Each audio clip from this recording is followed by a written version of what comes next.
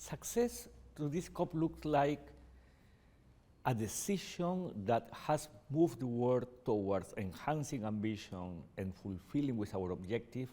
That everyone feels that this conference actually significantly moved the ball forward.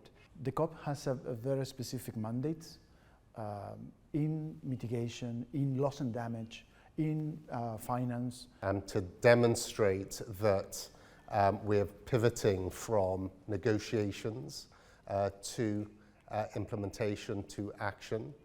Progress on the issue of loss and damage. The continuation of the process is keeping the multilateralism alive.